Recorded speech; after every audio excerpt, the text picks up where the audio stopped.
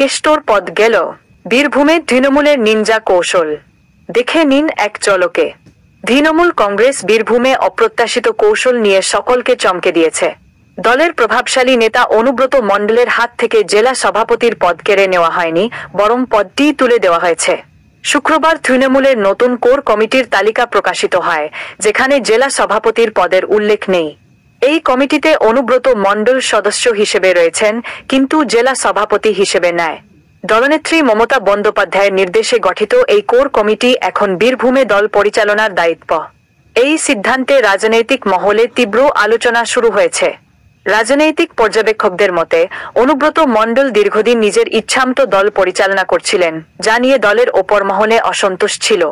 এই পটভূমিতে তৃণমূল জেলা সভাপতির পদ বিলুপ্ত করে কেষ্টর প্রভাব কমানোর কৌশল নিয়েছে। একসময় বীরভূমে অনুব্রতর দাপটে বিরোধীরা গুটিয়ে থাকত, তবে 2021 সালে তিনি তিহার জেলে থাকাকালীনও দল ভালো ফল করেছিল। এবার কোর কমিটির সদস্য হিসেবে তাকে সাধারণ নেতার মতোই কাজ করতে হবে।